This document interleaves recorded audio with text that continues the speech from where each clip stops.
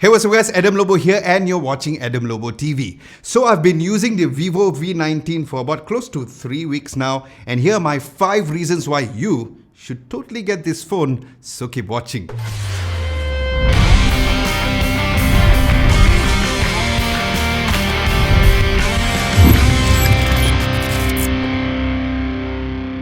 Now, since we constantly look at our phone screen, where else would you look, right? So yes, the first reason would be the phone screen. Now, the Vivo V19 comes with a 6.44-inch Super AMOLED FHD Plus display, and it has the Ultra O screen.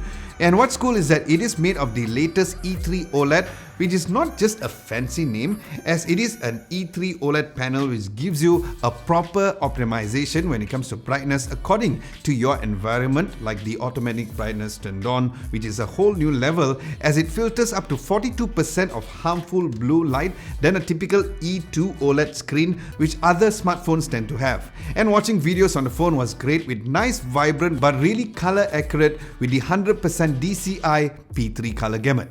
So, since we all know how great Vivo is when it comes to the picture quality, so the next reason would be its great picture quality. Now let's first talk about the camera specs. For the rear camera, it has a 48 megapixel f1.79 aperture, which is the main lens, an 8 megapixel f2.2 aperture super wide angle lens, a 2 megapixel f2.4 macro lens, and a 2 megapixel f2.4 depth sensor bokeh lens. Now, I'm sure you guys know, due to the current hashtag stay at home, or for my case, hashtag stay in the studio situation, I could not go out far to take some photos. But as you guys can see, the pictures on the main lens and the 2x zoom looks really great with proper information on the images without being overexposed, especially at the sky area.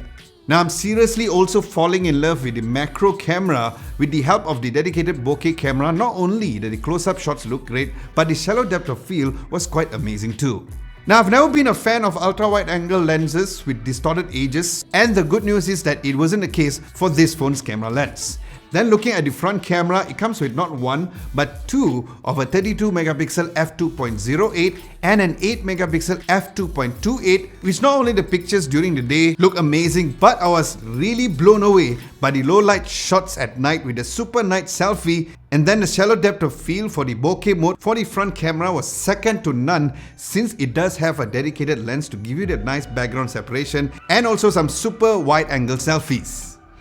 Now, I'm going to be honest to say that while the pictures on Vivo phones was always good, I sometimes had mixed feelings for the non-flagship phones, but that wasn't the case for this phone, as my third reason would be the great video quality. Now, not only the video quality was properly detailed with amazing dynamic range and no blown out footage on the highlights, as the image stabilization is as though it was on a phone gimbal with its ultra stable video, which makes the phone very great when it comes to the video taking capabilities. Now, while the front video footage was not as superbly stable as the rear, but the video taken was really nice and sharp, which you can always upload them on your Instagram stories. Now, since the phone comes with a Snapdragon 712 processor and the Multi 3.0 engine, I knew I had to test the gaming performance, and yes, the games ran really smooth since it has the copper tube liquid cooling. Now, if you really go hardcore gaming on this phone, there's the Ultra Gaming mode, which has a great feature like the fast screen capture and the screen recording, and other upgraded features like game vibration, voice changer, and the killer countdown as well.